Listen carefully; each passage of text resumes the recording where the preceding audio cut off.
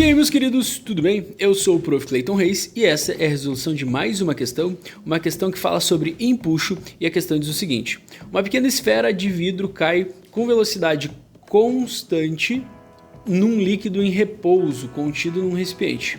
Com relação aos módulos das forças que atuam sobre a esfera, peso, empuxo e força de atrito viscoso, FA, é correto afirmar que... E a gente tem que fazer uma relação entre eles, tá? Então, a ideia é bem direta, né? O que nós temos ali? Imagina que aqui nós temos, então, o fluido. Então, aqui dentro dessa região toda, o fluido. Essa esfera de vidro, ela está dentro desse fluido e ela se movimenta lá com uma velocidade constante. Então, vamos imaginar que essa esfera ela está caindo com uma velocidade constante. Na verdade, a questão fala, né, que ela está caindo com uma velocidade constante.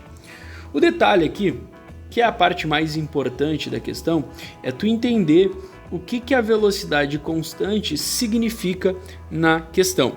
Quando uma questão ela diz para ti que um corpo se movimenta com velocidade constante, é uma forma da questão te dizer que as forças sobre essa partícula estão se anulando, ou seja, é uma forma da questão te dizer, sem dizer necessariamente com as palavras, né, que a força resultante sobre essa partícula é zero. Então, eu tenho que me ligar que as forças que atuam, conforme a questão falou, peso, empuxo e força de atrito, elas precisam se anular, né? Porque a força resultante tem que ser zero, visto que o movimento é constante. Essa é a ideia. E aí tu sabe o que? Peso aponta para baixo, né? Peso aponta para baixo. Empuxo, a gente sabe que é uma força que aponta para cima, nesse caso, né? Empuxo para cima. E aí nós temos então isso, né? O peso para baixo, deixa eu fazer o peso um pouquinho maior aqui, o peso para baixo e o empuxo para cima. Ah, senhor, então eu posso dizer que o peso é igual ao empuxo? Não, porque a gente sabe que existe uma outra força ali, que é a força de atrito, né? Vou fazer até de laranja a força de atrito. E a gente sabe que o atrito ele é contrário ao arraste do corpo. Então se o corpo está caindo, ele está se arrastando no fluido, digamos assim, se esfregando no fluido, no sentido para baixo. Ou seja, a força de atrito ela tem que ser contrário a esse arraste, no caso aí nessa situação contrário a este movimento, e aí ela vai ser então para cima, né, a força de atrito. E aí eu posso então fazer a relação.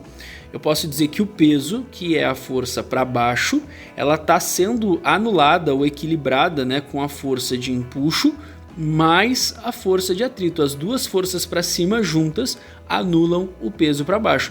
Sora, mas ele não deveria ficar parado quando a força resultante é zero? Na verdade é uma coisa que a gente, né, que algumas pessoas geralmente acreditam, né, que se a força resultante é zero, o corpo tem que estar necessariamente parado. Mas lembra da lei da inércia, né, que diz que quando a força resultante é zero, o corpo ele mantém o seu estado de movimento.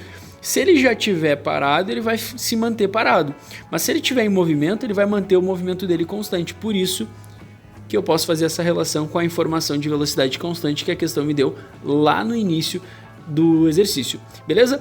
Peso é igual ao empuxo mais FAT. E aí ficamos com a alternativa C então para essa questão. Era isso, espero que vocês tenham entendido, espero que vocês tenham gostado. Muito obrigado por assistirem até aqui. Fiquem ligados aí nas próximas resoluções. Era isso, bons estudos para vocês e tchau, tchau!